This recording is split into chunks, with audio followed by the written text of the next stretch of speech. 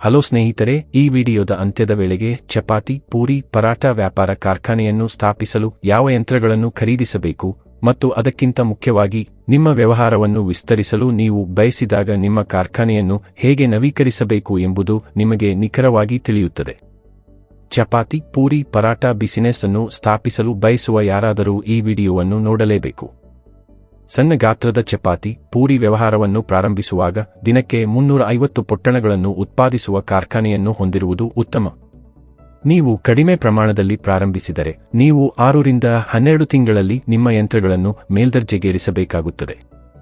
ಮಧ್ಯಮ ಗಾತ್ರದ ಚಪಾತಿ, ಪೂರಿ, ಪರೋಟ ವ್ಯವಹಾರವನ್ನು ಪ್ರಾರಂಭಿಸುವಾಗ ದಿನಕ್ಕೆ 520 ಪೊಟ್ಟಣಗಳನ್ನು ಉತ್ಪಾದಿಸುವ ಕಾರ್ಖಾನೆಯನ್ನು ಹೊಂದಿರುವುದು ಉತ್ತಮ. ಹೆಚ್ಚಿನದರೊಂದಿಗೆ ಪ್ರಾರಂಭಿಸುವುದರಿಂದ ದೀರ್ಘಕಾಲದವರೆಗೆ ಬಳಕೆಯಾಗದ ಸಾಮರ್ಥ್ಯಕ್ಕೆ ಕಾರಣವಾಗಬಹುದು. ಮೊದಲ ಬಾರಿಗೆ ಪ್ರಾರಂಭಿಸುವಾಗ 8 ಗಂಟೆಗಳ ಕೆಲಸದ ದಿನಕ್ಕೆ 350 ಪ್ಯಾಕೆಟ್ಗಳ ಸಾಮರ್ಥ್ಯದ ಸಣ್ಣ ಗಾತ್ರದ ವ್ಯವಹಾರದೊಂದಿಗೆ ಪ್ರಾರಂಭಿಸಿ. ನಂತರ ನಿಮ್ಮ ವ್ಯವಹಾರವು ಬೆಳೆದಂತೆ ನಿಮಗೆ 2 ಆಯ್ಕೆಗಳಿವೆ. 16 ಗಂಟೆಗಳ ಕೆಲಸದ ದಿನವೂ ಸಾಧ್ಯವಾಗದಿದ್ದರೆ 2 ರಿಂದ 3 ವರ್ಷಗಳ ನಂತರ ದಿನಕ್ಕೆ 520 ಪ್ಯಾಕೆಟ್ಗಳ ಮಧ್ಯಮ ಗಾತ್ರದ ವ್ಯವಹಾರಕ್ಕೆ ನೇರವಾಗಿ ಅಪ್ಗ್ರೇಡ್ ಮಾಡಿ.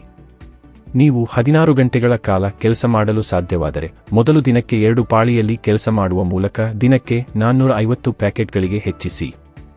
ಒಮ್ಮೆ ನೀವು ದಿನಕ್ಕೆ 450 ಪ್ಯಾಕೆಟ್ಗಳ ಸಾಮರ್ಥ್ಯವನ್ನು ಸಂಪೂರ್ಣವಾಗಿ ಬಳಸುತ್ತಿದ್ದರೆ ನಂತರ ದಿನಕ್ಕೆ 520 ಪ್ಯಾಕೆಟ್ಗಳ ಮಧ್ಯಮ ಗಾತ್ರದ ವ್ಯವಹಾರಕ್ಕೆ ಅಪ್ಗ್ರೇಡ್ ಮಾಡುವುದನ್ನು ಪರಿಗಣಿಸಿ.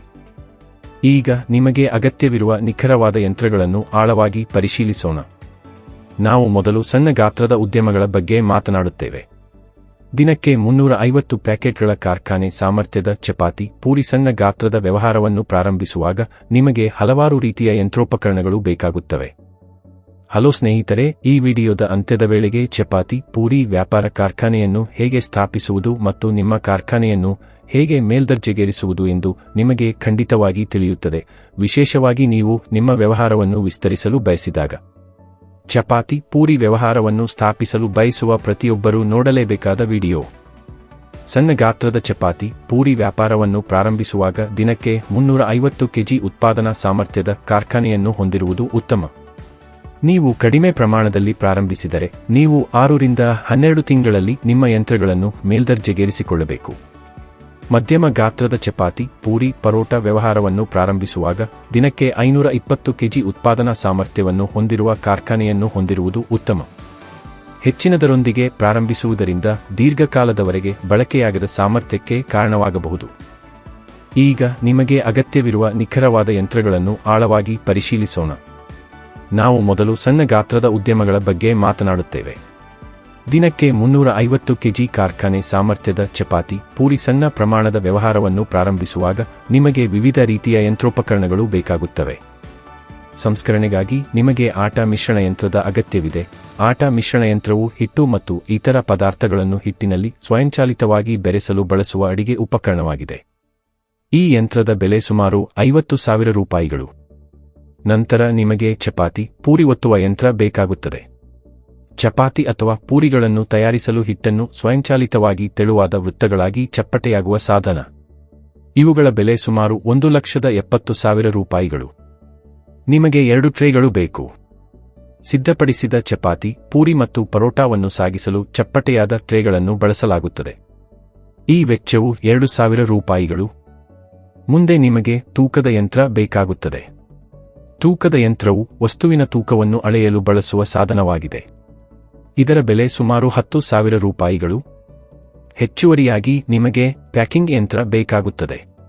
ಪ್ಯಾಕಿಂಗ್ ಯಂತ್ರವು ಉತ್ಪನ್ನಗಳನ್ನು ಸ್ವಯಂಚಾಲಿತವಾಗಿ ಪ್ಯಾಕೇಜ್ ಮಾಡಲು ಬಳಸುವ ಸಾಧನವಾಗಿದ್ದು ಅವುಗಳನ್ನು ವಿತರಣೆ, ಸಂಗ್ರಹಣೆ, ಮಾರಾಟ ಮತ್ತು ಬಳಕೆಗೆ ಸಿದ್ಧಪಡಿಸಲು ಸಹಾಯ ಮಾಡುತ್ತದೆ.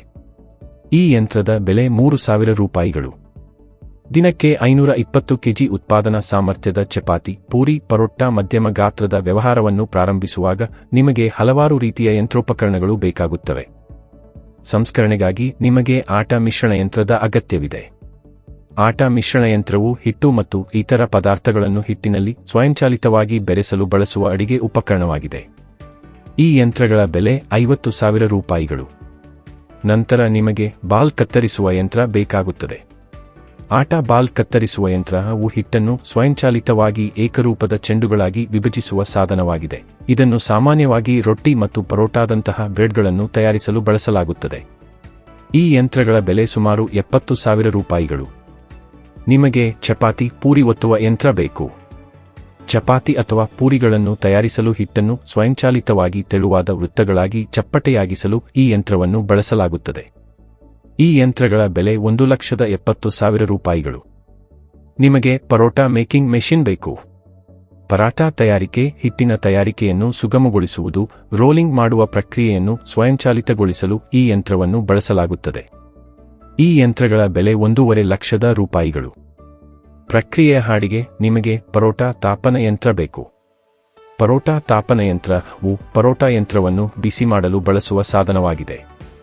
ಈ ಯಂತ್ರದ ಬೆಲೆ 75,000 ರೂಪಾಯಿಗಳು. ನಿಮಗೆ 2 ಟ್ರೇಗಳು ಬೇಕು.